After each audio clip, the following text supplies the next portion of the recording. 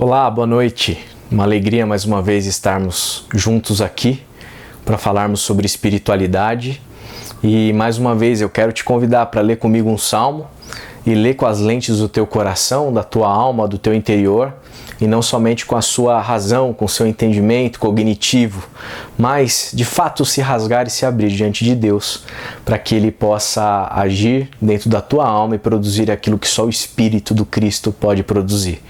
Eu te convido a ler comigo o Salmo de número 65 nessa noite, que diz assim: O silêncio é louvor para ti, ó Deus, que habitas em Sião, assim como a obediência. Tu ouves a oração de todos ali. Cedo ou tarde, chegamos todos à tua porta carregados de culpa. Quanto aos nossos pecados, que são muitos, tu mesmo te livras deles de uma vez por todas. Abençoados são os escolhidos. Abençoado o hóspede em tua casa. Há sempre uma porção de coisas boas na tua casa, na mansão celestial. As maravilhas da tua salvação estão expostas na tua sala. Tu que domas a terra e controlas os mares e oceanos, tu que fendes as montanhas e as colinas, que acalmas as tempestades, o ímpeto das ondas e o tumulto das multidões. De todos os lugares, eles chegarão a ti e ficarão encantados, maravilhados. O amanhecer e o anoitecer se revezam, chamando: venham e adorem. Visitas a terra e pedes a ela para se juntar à dança. Tu a enfeitas com as chuvas da primavera, enches o rio de Deus com águas vivificantes, pintas de dourado os campos de trigo. A criação foi feita para isso. Regas os campos arados, molhas as glebas da terra, usando a chuva como rastelo. Tu as fazes brotar e frutificar. Coroas os picos de neve com esplendor e espalhas pétalas de rosas pelo caminho. Nos prados selvagens há pétalas de rosa. Mandas as colinas dançar. Vestes os campos com ovelhas e os vales de trigo. Que eles gritem de alegria, que eles exultem e cantem. Eu quero meditar um pouquinho com você nessa noite, a partir da leitura desse salmo, a respeito da experiência do silêncio. Nós vivemos em um tempo em que o silêncio incomoda. O silêncio incomoda porque a gente está habituado a viver dentro de um ambiente, ou de ambientes extremamente barulhentos. A vida tem estado cada dia mais barulhenta, especialmente para nós que habitamos e vivemos dentro desse contexto urbano. A gente acorda com barulho, o barulho da casa, um grita daqui, o outro grita dali, uma, duas, três TVs ligadas, tomando conta, aqueles sons de todo o ar domiciliar das nossas casas. A gente sai pra rua, é ônibus, é metrô, é carro, é trânsito, e tudo isso produzindo barulho, barulho e mais barulho. Claro que nas cidades existe uma beleza bastante característica, mas grosso modo a gente vive num ambiente urbano muito barulhento. E inclusive dentro do ambiente religioso a gente não tem muito espaço para o silêncio. As nossas liturgias, os nossos encontros, os nossos cultos são recorrentemente barulhentos. Música alta, muito som, não há espaço para o silêncio. A gente aprende muitas vezes que quanto mais a gente grita, mais perto de Deus a gente chega. Quanto mais alta é a nossa voz, a nossa oração, maior é a nossa espiritualidade. Parece até que Deus é surdo. Mas infelizmente ou felizmente Deus não é surdo, e isso não tem nada a ver com espiritualidade. Eu acredito que à luz do texto que nós lemos, o salmista concordaria que Deus, ele não precisa de barulho. Muito pelo contrário, o salmista começa o seu texto e a sua oração dizendo que o silêncio louva ao Senhor.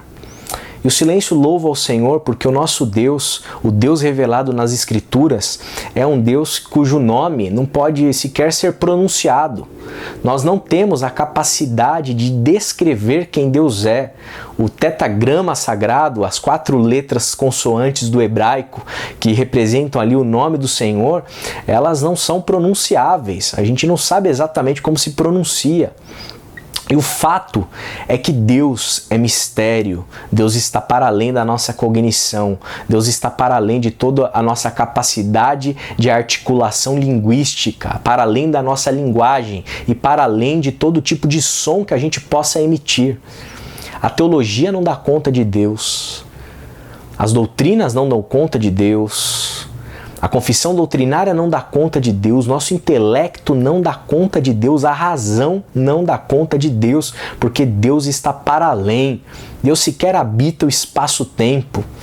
Deus é eterno e a gente não consegue captar e entender essa dimensão e essa profundidade de quem Deus é. Por isso o silêncio ele é tão importante, porque ele representa o fato de que nós temos uma limitação cognitiva, epistemológica, que não nos permite acessar Deus na sua essência. Por isso que quando a gente reflete, como o salmista está fazendo aqui, refletindo sobre os grandes feitos do Senhor para com a humanidade, e a gente para pensar a respeito do fato de que Deus responde e ouve todas as orações que os homens e as mulheres proferem a Ele.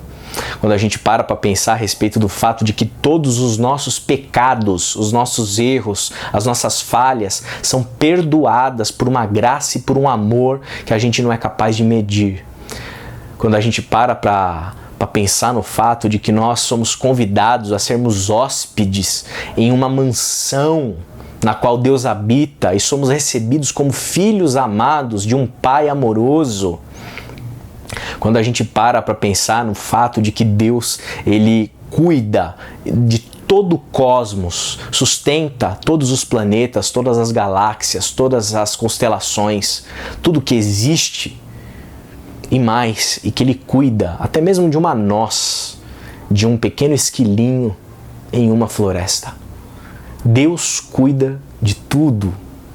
Quando a gente reflete a respeito dessa realidade, desse poder, desse senhorio, da majestade do Senhor sobre a sua criação, nós, diante do que a gente aprende aqui, a gente tem que aprender a se silenciar, a contemplar, a admirar essa realidade. É como quem toma um susto, que perde as palavras.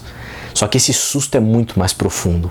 E quando a gente se depara com essa experiência de contemplar o Senhor, de refletir sobre as coisas que Ele faz dentro da humanidade, nós temos que nos assustar, nos encantar, nos maravilhar, perdendo a nossa voz, perdendo a capacidade de linguagem, de descrever e tão somente louvar ao Senhor com o nosso silêncio.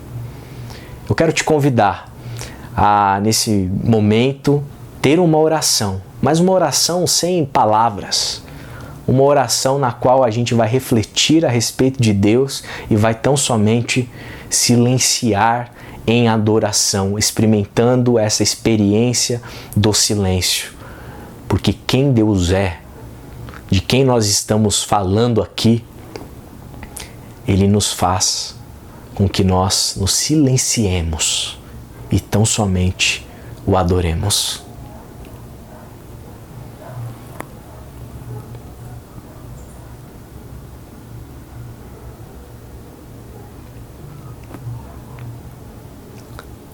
Amém.